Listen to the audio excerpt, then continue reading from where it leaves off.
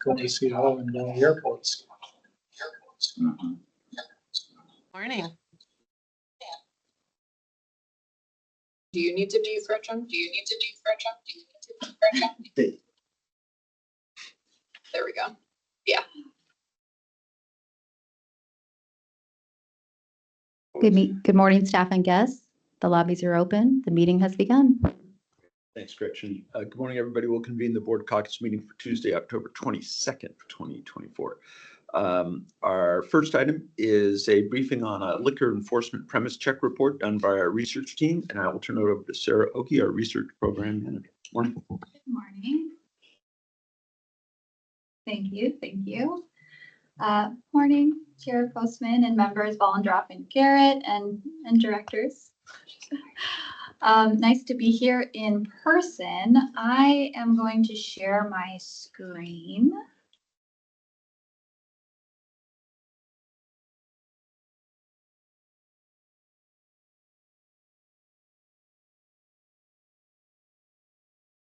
And I don't see anything.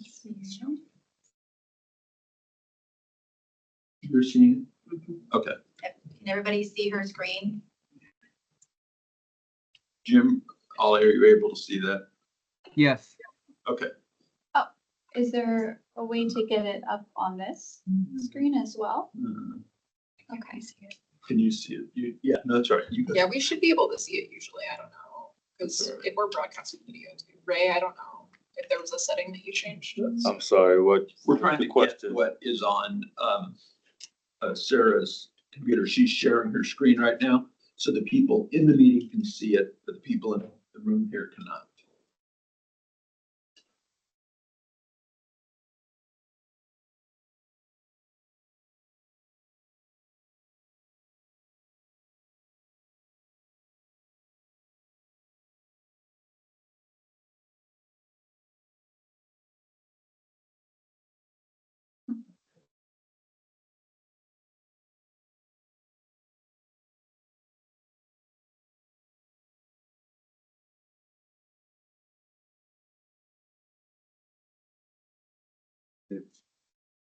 Basically, the world can see what she has at. Yeah. Is there other people on video, Ray? And it looks like our video is also turned off from our perspective, but it's still broadcasting.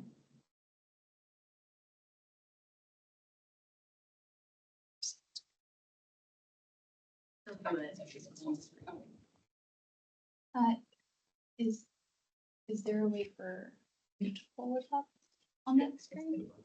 Same problem. Oh, we'll have the same one. Okay, Let's just go ahead.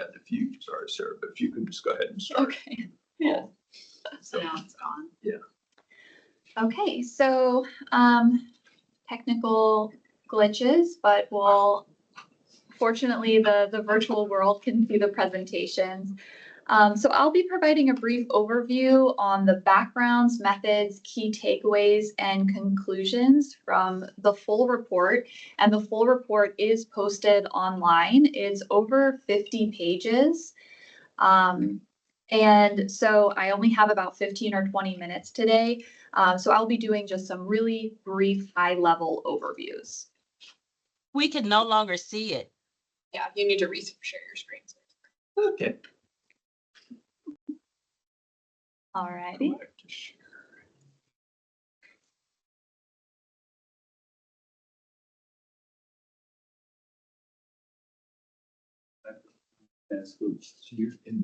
Oh, there we go.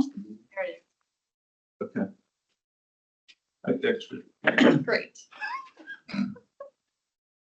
All right, so high level overview today, but the full report is posted online under our research program webpage. So because of time, I won't go into full detail about the background that led up to this report, but this report stemmed from enforcement premise checks occurring in late January of this year at known LGBTQ+ nightlife venues, which had public concern. For those who are interested in learning more about what led up to this report, please see the board meeting on January 31st, 2024. LCB also issued a statement on media reports and concerns from the LGBTQ+ community, which can also be found online.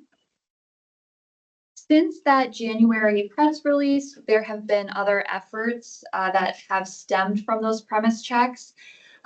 This is not an exhaustive list, but we have, for example, repealed the prohibited conduct rule, and our Enforcement and Education Division has engaged in several training initiatives, including the Washington State Criminal Justice LGBTQ+ training, as well as training on the implementation of the Adult Entertainment Bill and rule repeal.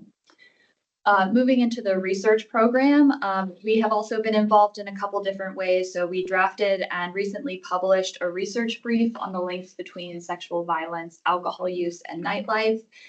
We were asked to look into that literature during conversations about the prohibited conduct repeal. And most relevant for today's presentation, leadership asked us to look into the available data to help address public concern related to whether LGBTQ+ and ethnic racial minority businesses were associated with disproportionate premise checks. So we looked at the available data, looked at what we could do with the available data in an appropriate time frame, and after confirming with leadership that the results of this report would be an independent analysis, we came up with the following primary goal. And that goal was to better understand if liquor licenses holding primary privileges associated with nightlife had a disproportionate number of premise checks and recorded non-compliance if located in areas with higher prevalence LGBTQ+ businesses and ethnic racial minority populations. So this is a hefty sentence, so I'm going to chunk this apart a little bit to get everyone on the same page. So we first wanted to better understand if liquor licenses holding primary privileges associated with nightlife, because the January 2024 premise checks were at nightlife venues. LCB has many different primary privileges. And so for simplicity, we consider nightlife venues to be any license considered in a higher risk category, such as age entry restrictions or later hours of operations. So in general, these primary privileges include tap rooms, lounges, taverns, and nightclubs. Second, we wanted to look at in-person and on-site visits by our LCB E&E staff. Our enforcement officers do many different things, but we really wanted to focus on visits where the officers were on-site and in person. So we excluded actions such as phone calls, emails, and trainings, and included actions where at least one officer was confirmed to be on-site. And so I will be referring to these in-person and on-site visits as premise checks. So we originally were interested in looking at whether or not the premise check resulted in a violation. This turned out to be a little bit tricky based on how data is currently collected and stored at LCB. Even though the data we received indicated a violation occurred and had a paired case number, you can see the example, couple lines of data that I have there, example data. There was no way to differentiate whether that was an administrative violation notice or an AVN, a written warning, or a verbal warning. There was also no streamlined way to track the end result. And although we technically could track each case individually, when you're looking at multiple years of data, that's unrealistic to do. So we were interested in looking at whether the premise check resulted in any recorded non-compliance. So whether the officer indicated in their notes whether or not there was non-compliance.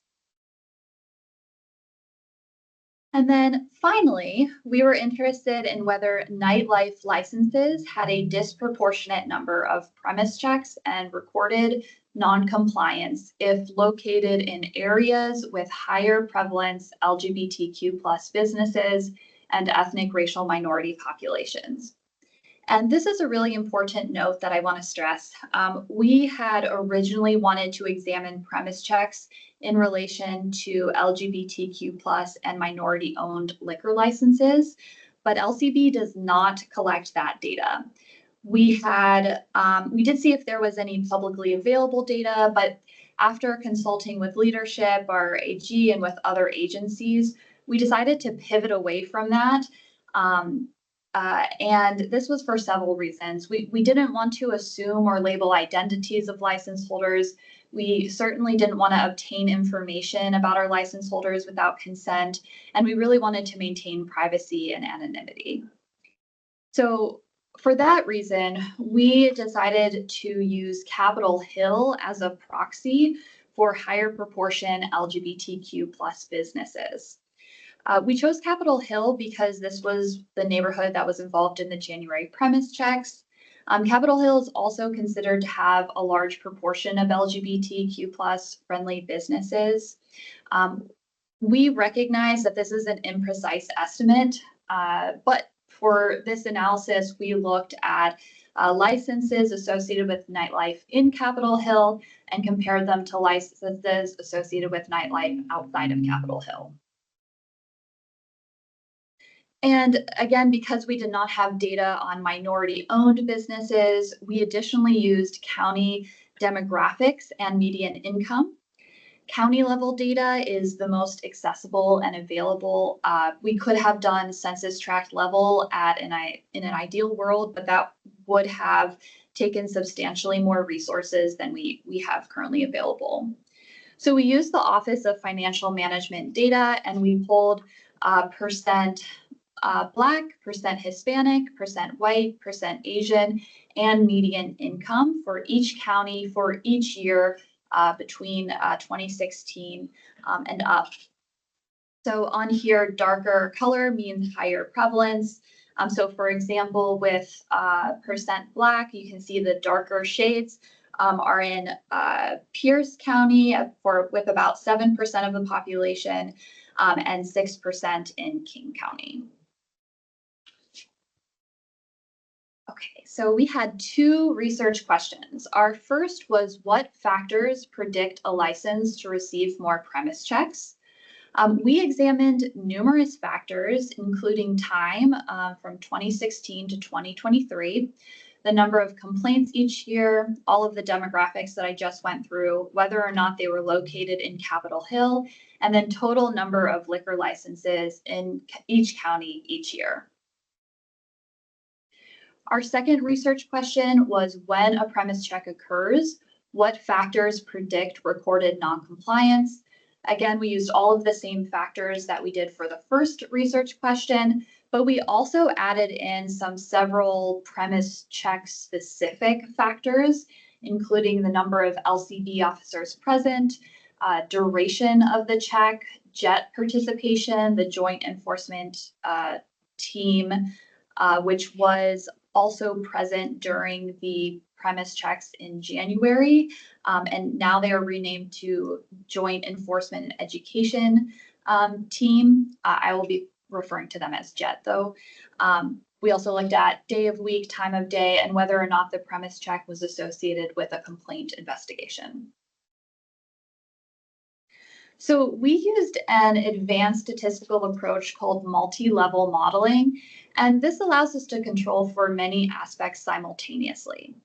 So just really briefly, it allows us to compare one license to itself and how it changes over time. So if I'm a license holder, it allows me to see if I'm at higher risk if 3 officers visit me versus if 1 officer visits me. It also allows us to simultaneously compare licenses that are similar to one another relative to those that are dissimilar based on certain characteristics. So if licenses located in Capitol Hill have different number of checks relative to licenses located outside of Capitol Hill. This is a super brief description, so please see the both non-technical and technical description in the full report.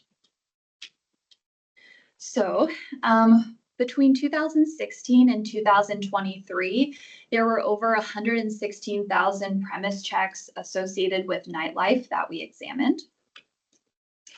The number of premise checks with recorded noncompliance decreased across time. So in 2016, we see that 8.7% of premise checks resulted in recorded noncompliance versus 3% in 2023. So this is a pretty drastic decrease.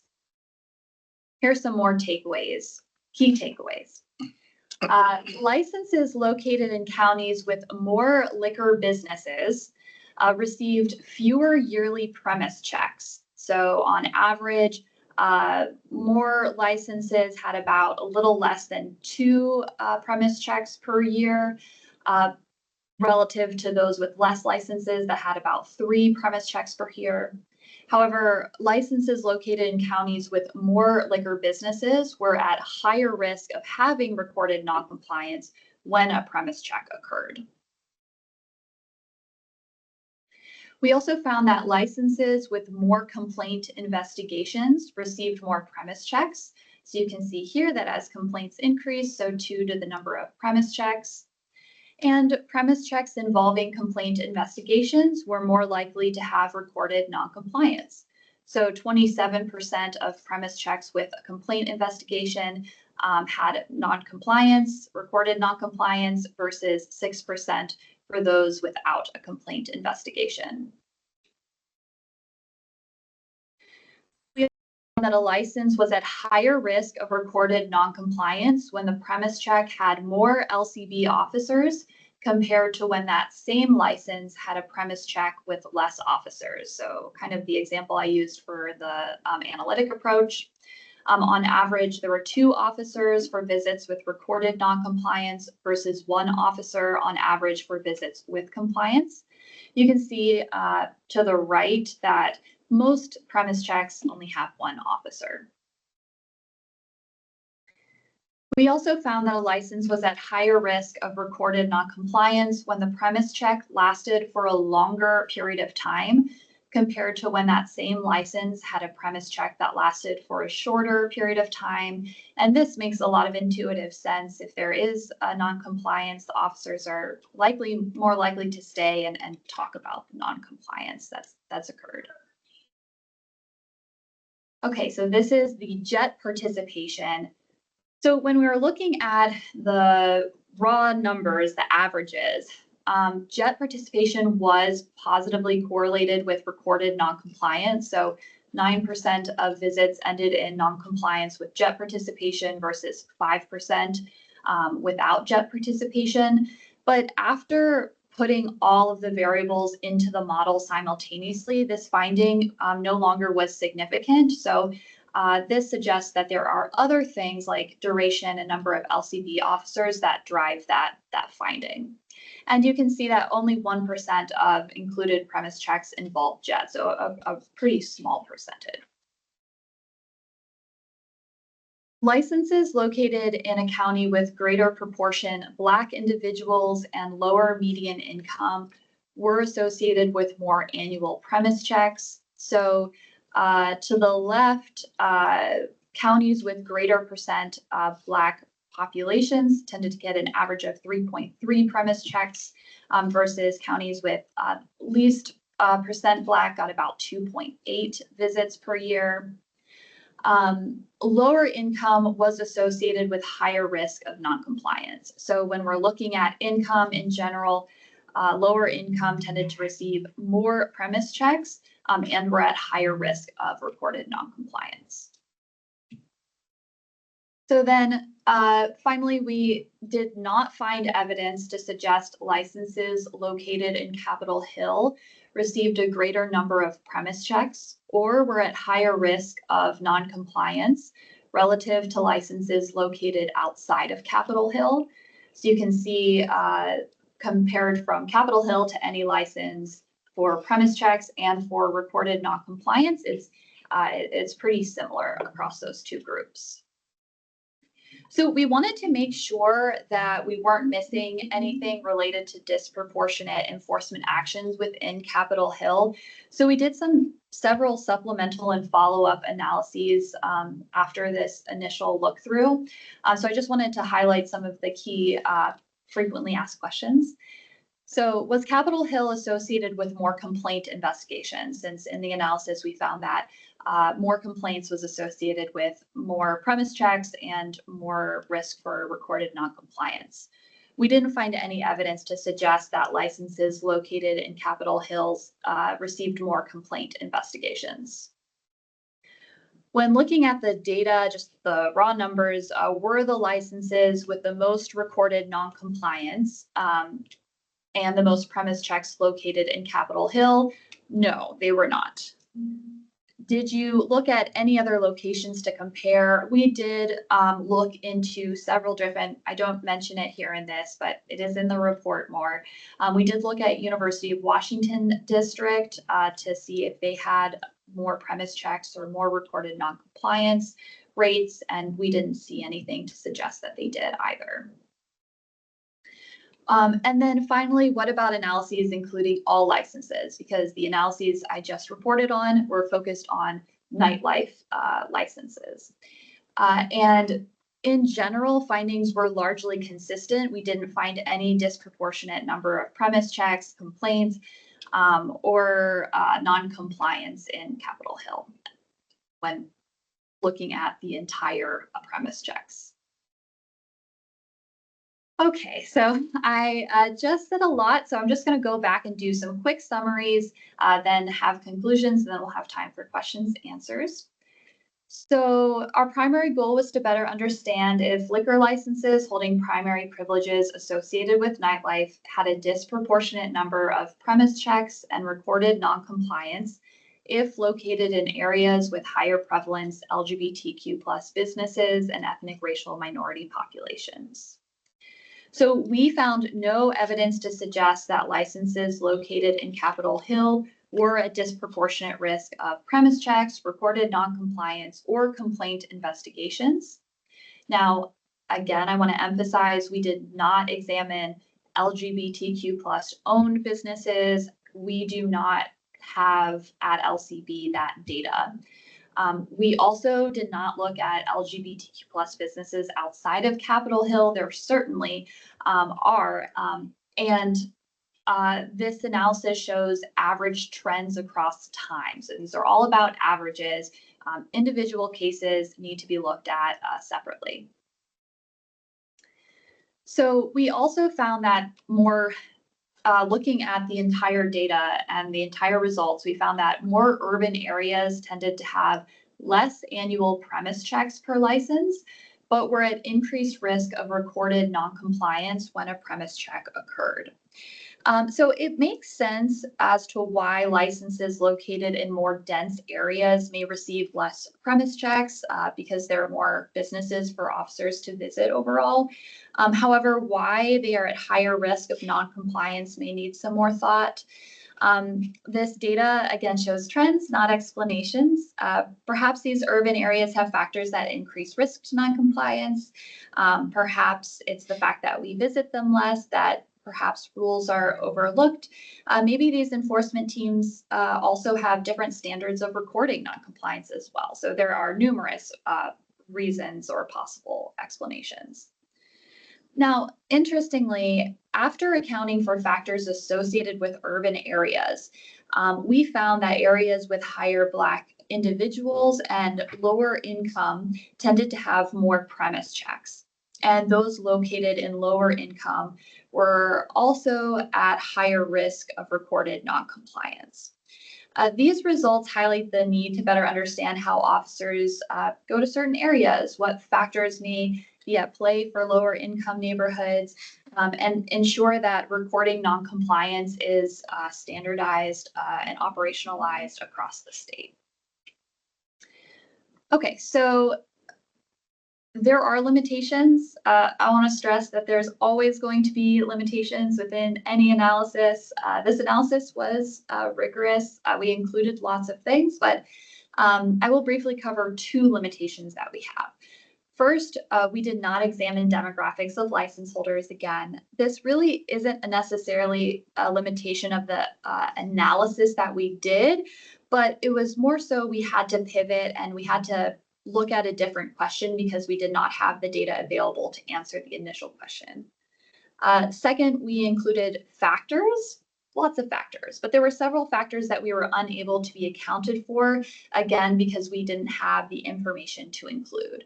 So for example, with vacant officer positions, that could explain why some places are getting more or less premise checks. Okay, and then finally, there are future directions. So after reviewing the data LCB currently collects, the research program recommends that we focus on data collection processes prior to any follow-up analyses on this topic. And the focus of increasing accessibility and reliability of data is very much in line with our LCB strategic plan. There are also several efforts underway that LCB is focused on related to this. An example of including or improving data collection is standardizing how data is inputted across the agency and figuring out how to increase consistency in inputting various actions and violations, as well as ways to easily link disparate data sets together. It will also be important to determine whether we want to document or collect optional demographic data of license holders, whether that is even of interest to any internal or external stakeholders. There are definitely risks and benefits to both. And so it'll be important to hold conversations about whether this is not something LCB would like or would not like to do, because that's really the only way we'd be able to answer the original question directly. Finally, making intentional decisions about what to measure across time will be important. And again, we have implemented many things so far to help promote intention, such as our systems modernization project and our onset of data governance. Okay, so before I end with and have time for questions, comments, I just want to acknowledge that there were so many people, so many subject matter experts who were consulted throughout this, individuals in E&E and licensing and the director's office. So thank you so much for your help in this large analysis and report. Thank you. Member Garrett?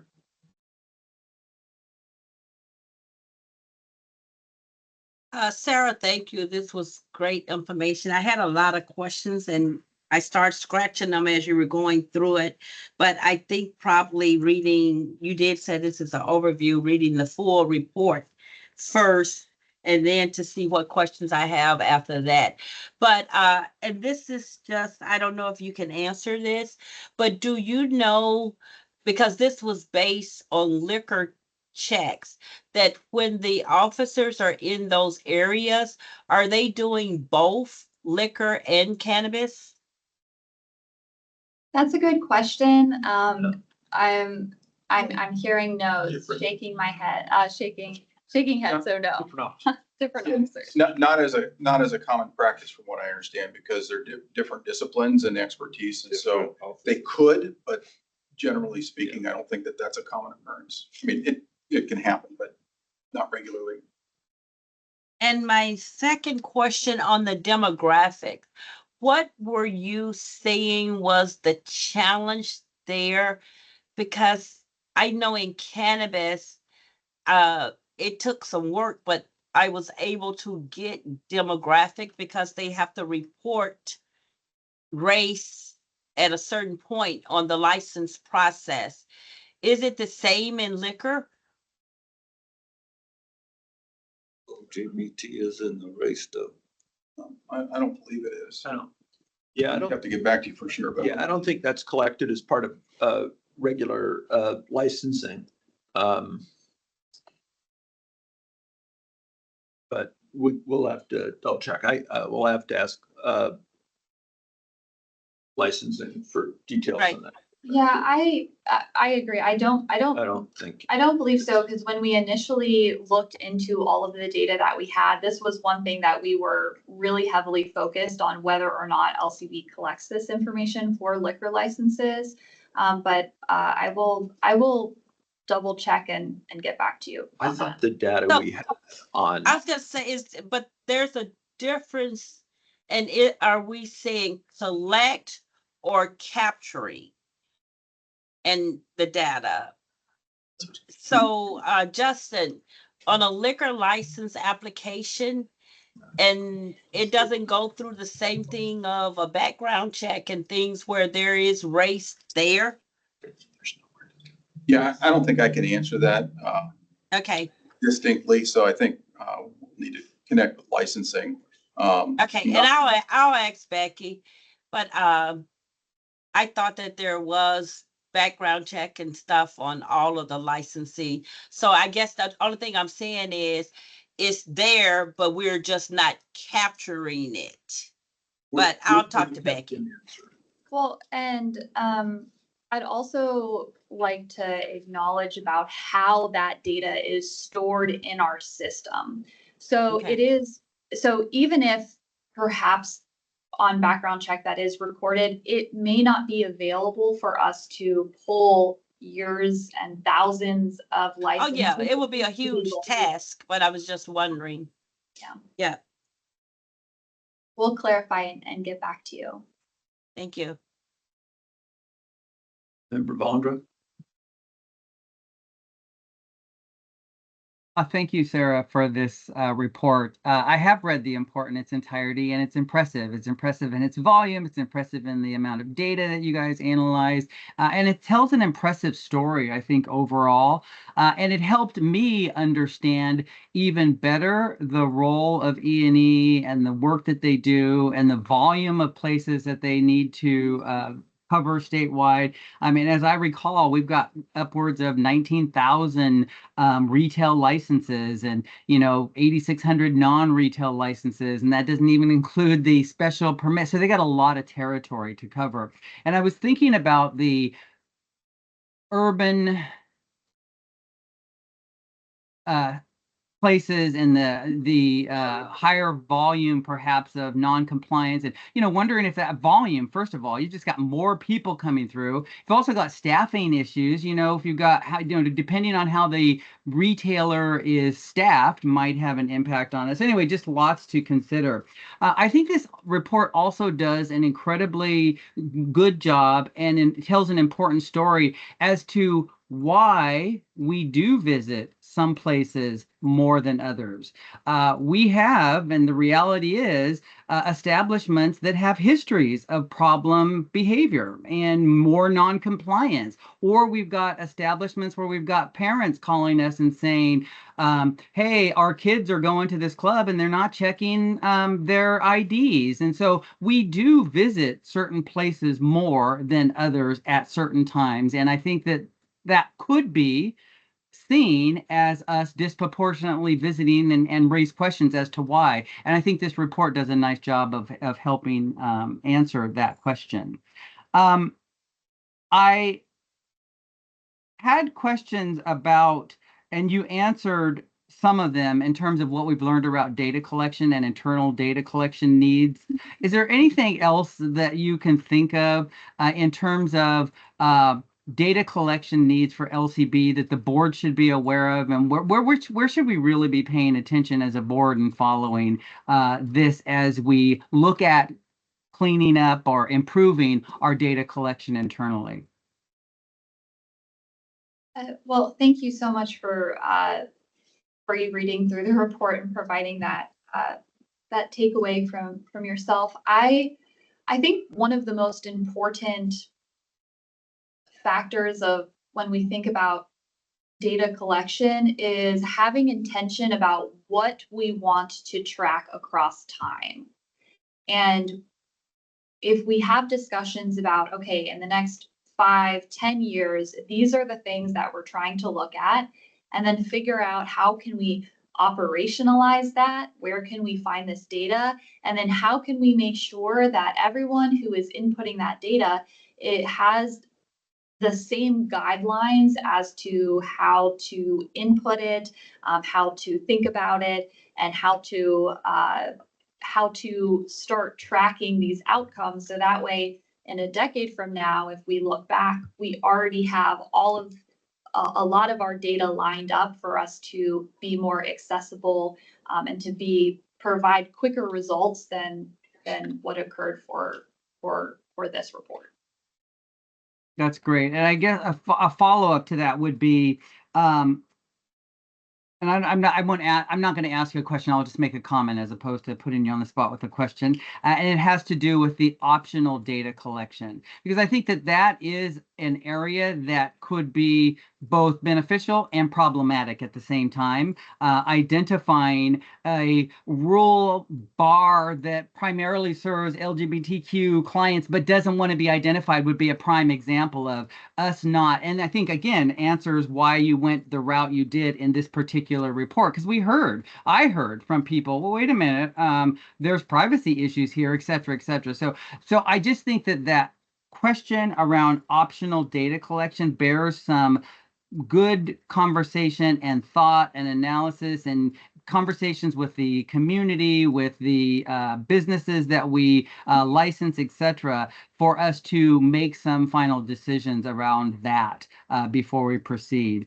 And I'll make my last comment, and that is just to me, this also highlights the value of having a research team and it would be one thing for us to ask E&E to do this report, and there would be questions about that just because they're E&E. This is their role. There would be questions if anybody did this that was outside of that unit. And so I just think, again, having an independent group taking a look at this, working with other units within LCB is extremely valuable, and you guys did a great job. So thank you very much.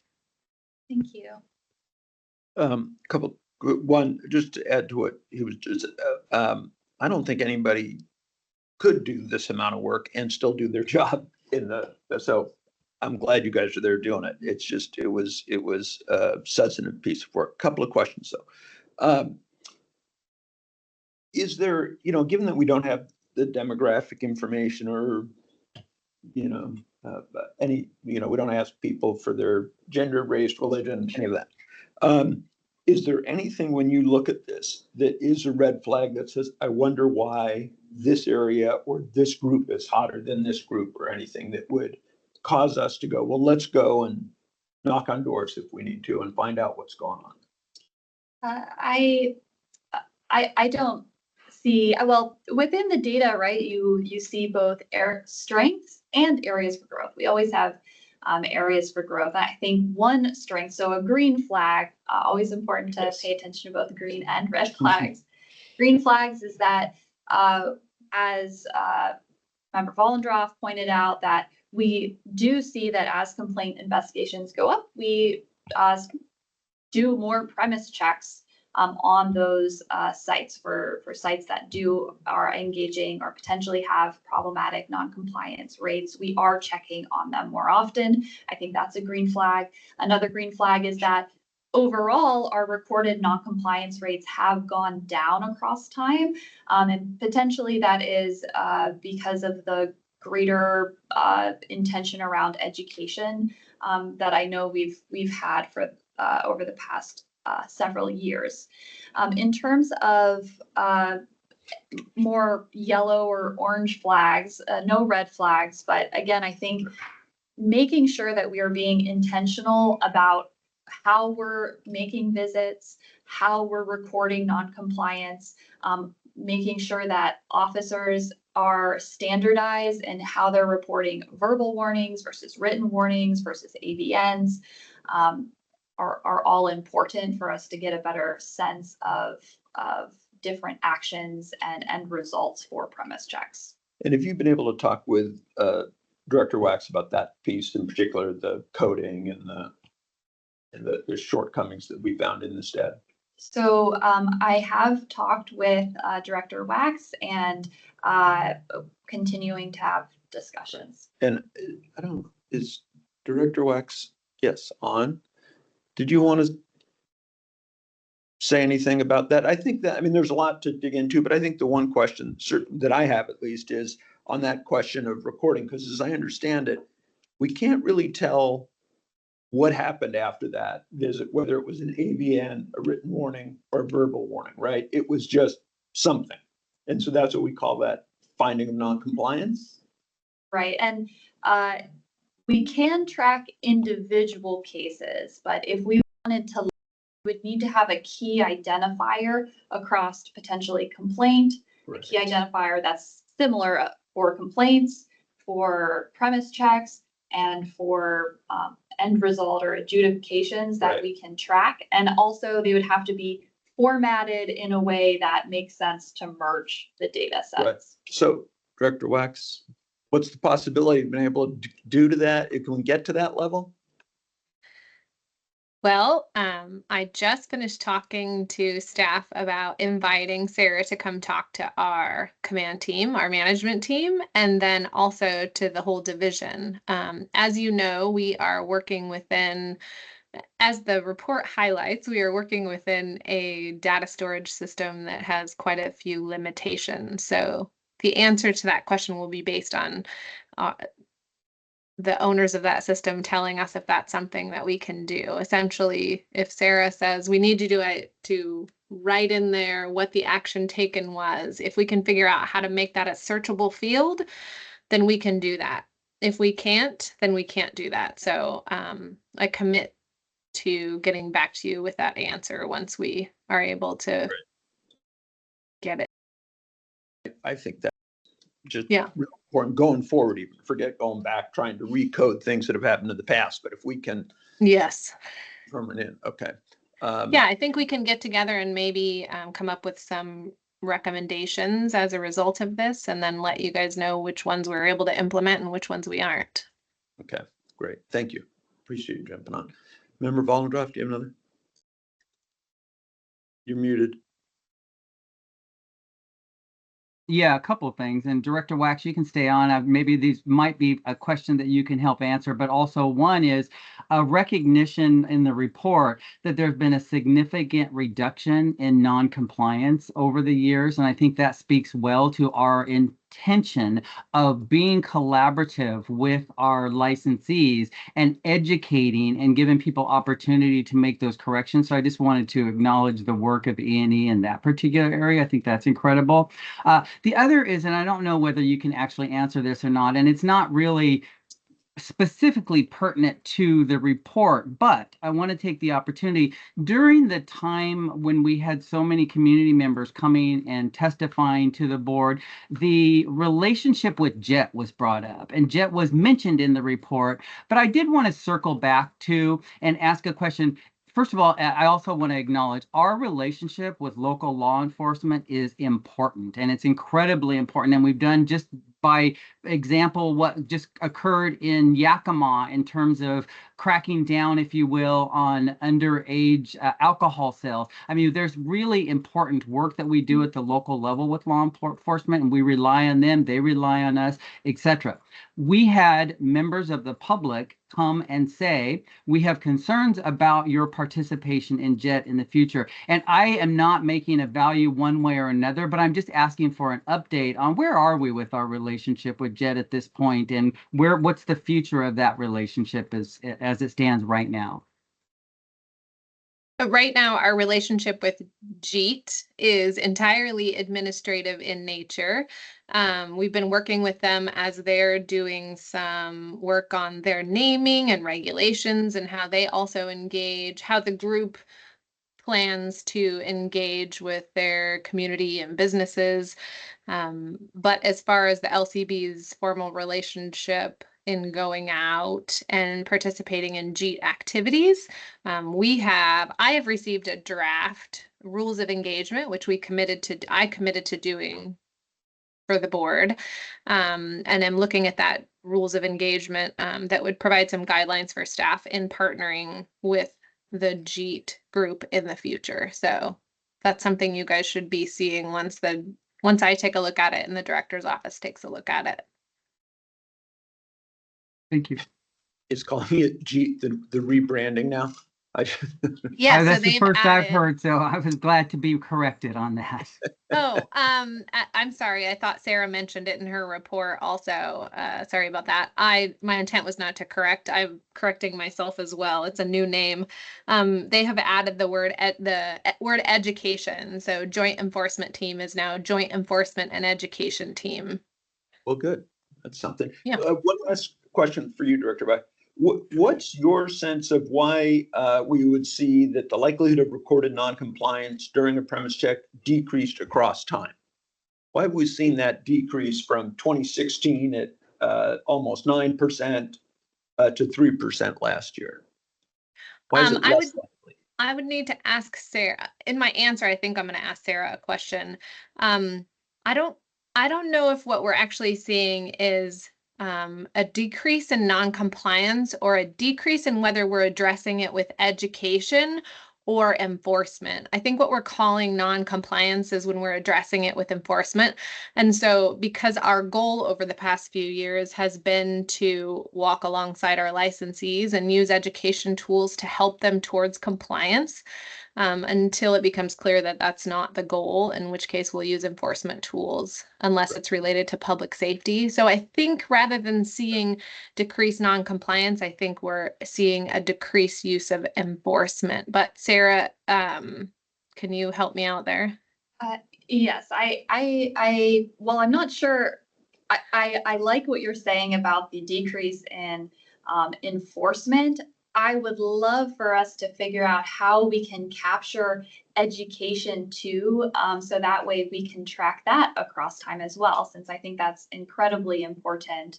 And I think your explanation makes a lot of sense, Director Wax. But I think part of the problem is Yeah. back to the And that's previous how one. I interpret that. I interpret that as success in education. That and it would be great to quantify that, but that's how I interpret that data.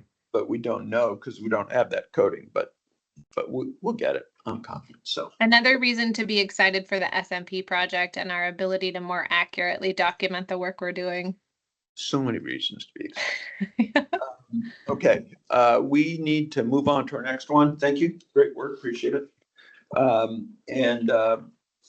We will now have Justin Nordhorn, our Policy and External Affairs Director, join us to give us update on rulemaking, but particularly on the U-102 that we'll consider tomorrow, right? Which one do you want to do first? I'll just do the general update first. Okay, if that's great. all right. So I'm filling in for Cassidy today. She's still under the weather, but she is in attendance. But I said I would go ahead and address the rulemaking update. So I'll just go through the update pretty briefly.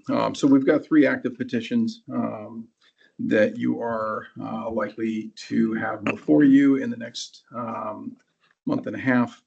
Got the alcohol warning labels, a general CCRS petition, not specifying a particular rule, and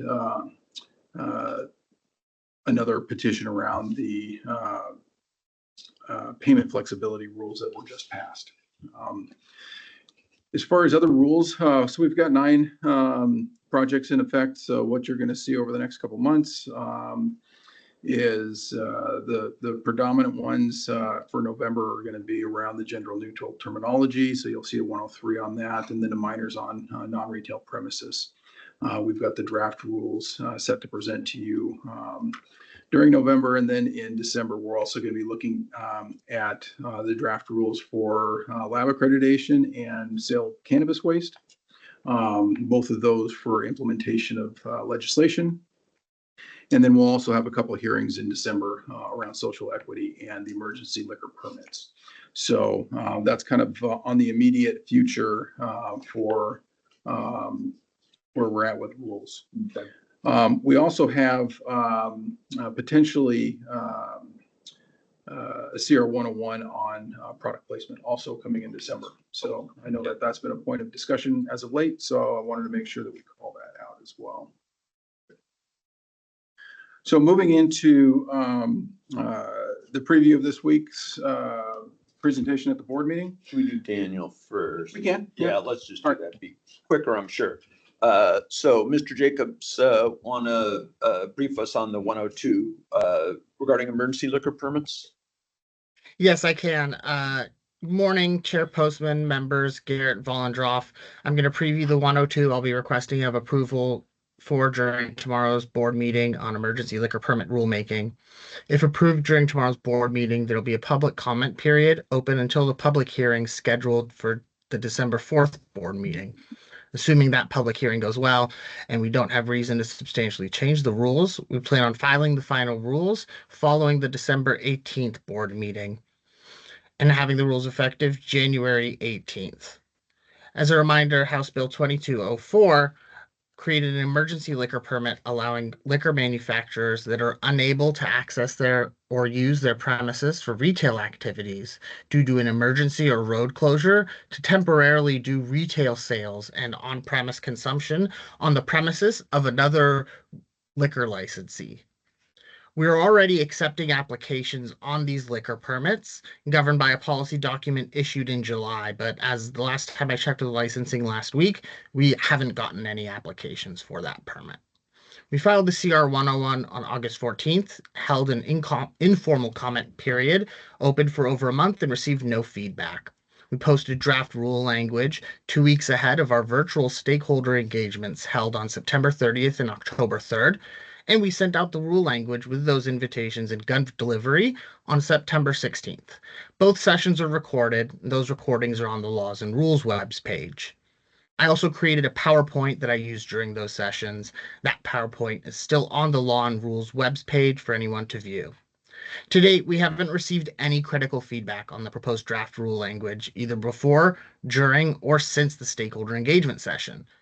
In fact, the only feedback we've received so far is attached in an email, and it's from an industry group telling us what a good job they think we've done. This rule change is proposed to create a new rule at WAC 314-38-120 titled Emergency Liquor Permits.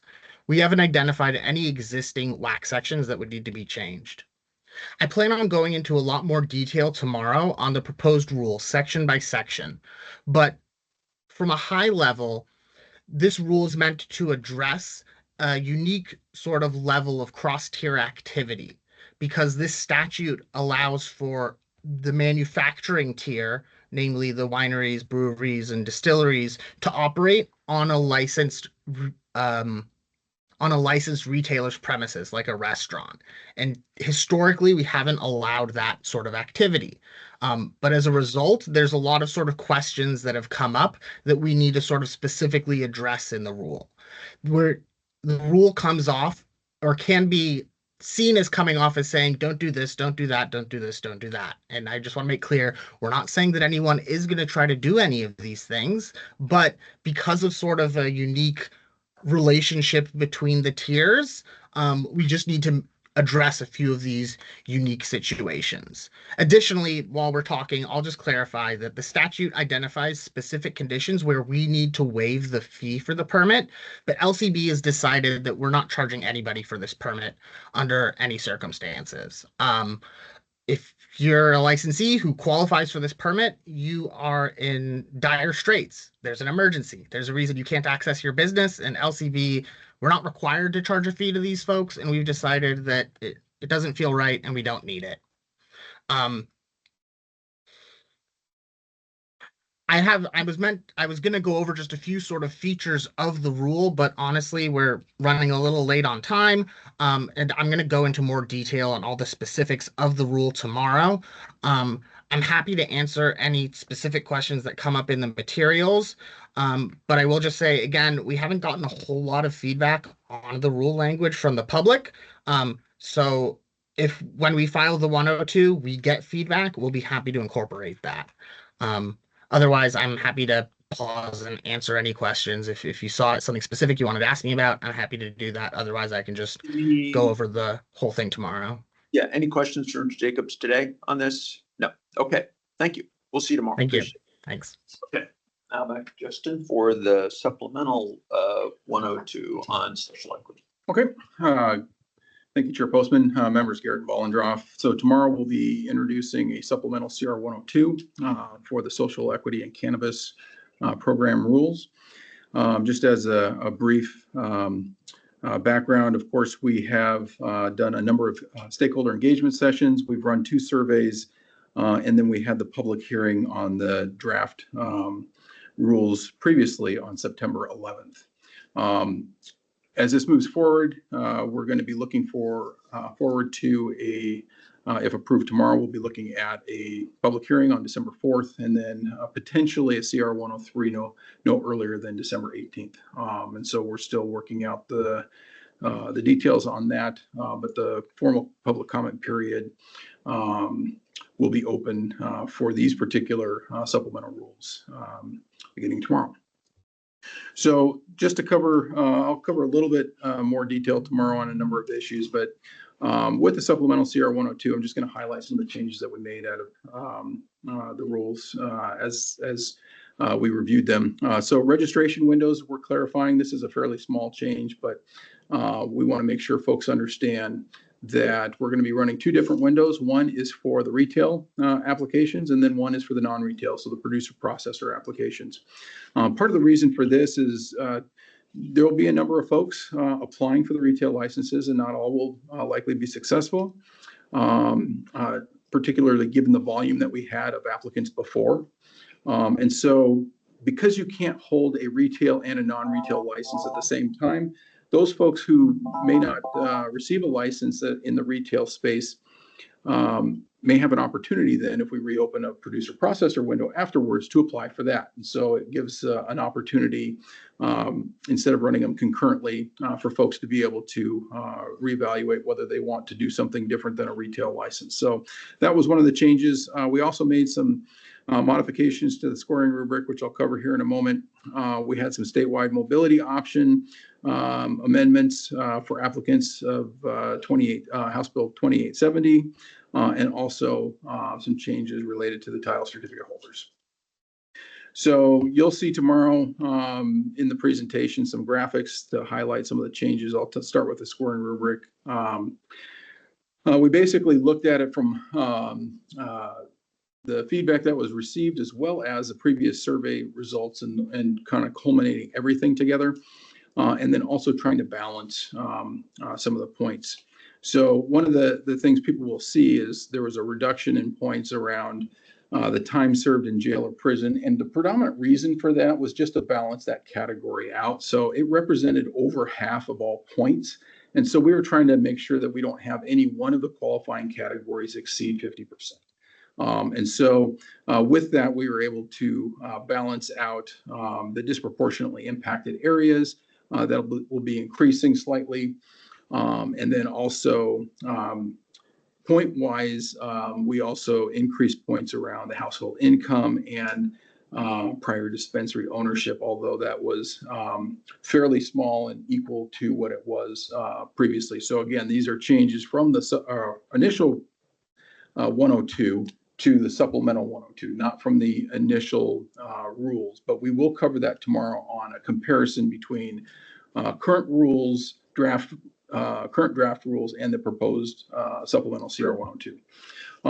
And so as far as some of the highlights on the rubric, so the points around the disproportionately impacted area increased to a maximum of 60 points.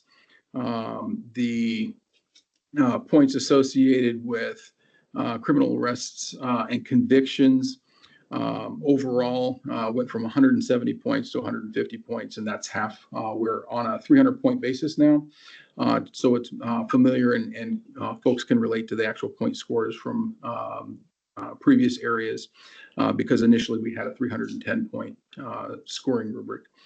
We also are increasing points from 30 to 45 around the household income, and then the dispensary owners back up to the 30-point level that it was before, based on that feedback that we received. How many of those result in percent weight difference?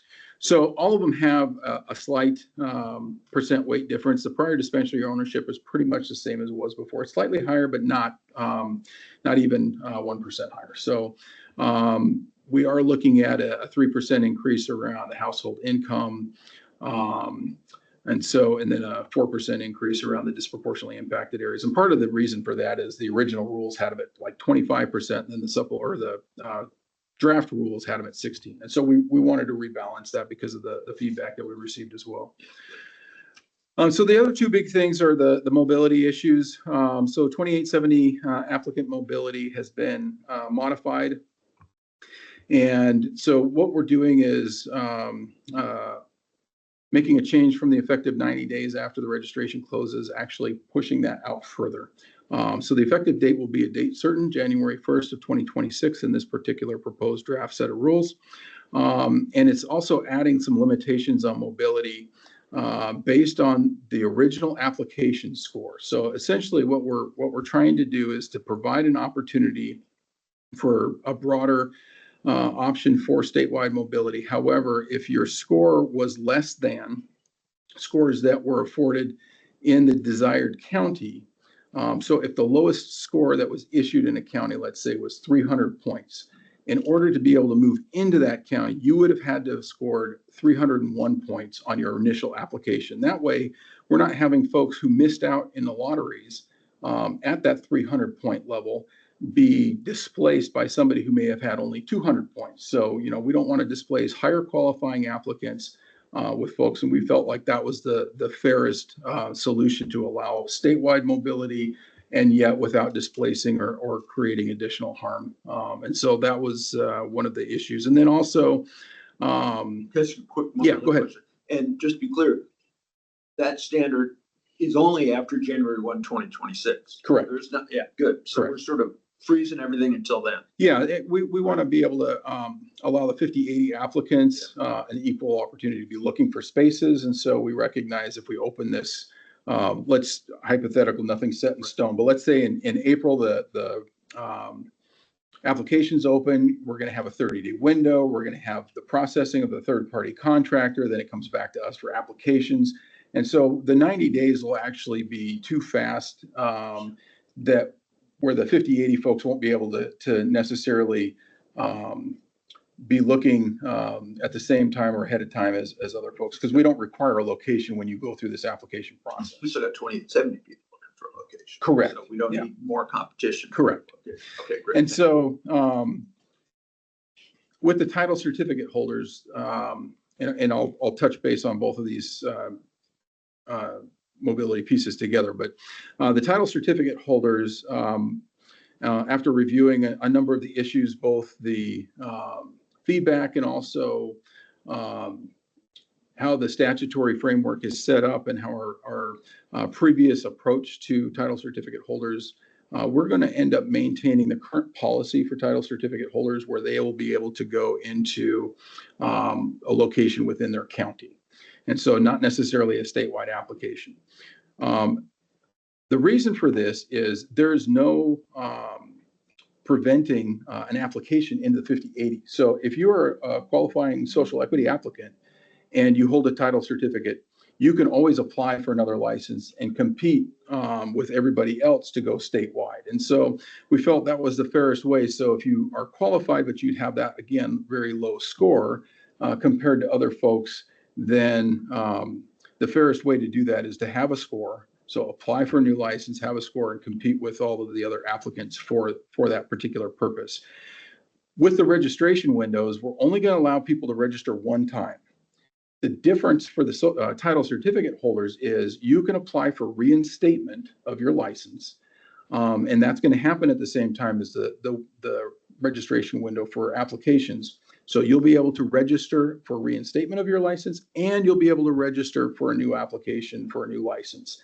Nobody else can have two registrations at the same time. So we're not taking the ability to reinstate away, but we're also making sure that we're trying to bring this. And just to be clear, if the title cert person wants to apply for a social equity license under 50/80, it's just on par with any other applicant. Correct. That's the title cert they hold over here does not get them any points or advantage in competing for a 50/80 license. Correct. And the same thing is true for the 2870 license holders. They can compete for a 50/80 license as well. And so, you know, folks that hold the title certificates or are 2870 license holder but haven't opened yet, aren't going to forego their previous opportunities. They'll just have an added opportunity with 5080 applications. So somebody who is successful in 2870 and 58 could end up having 2 licenses.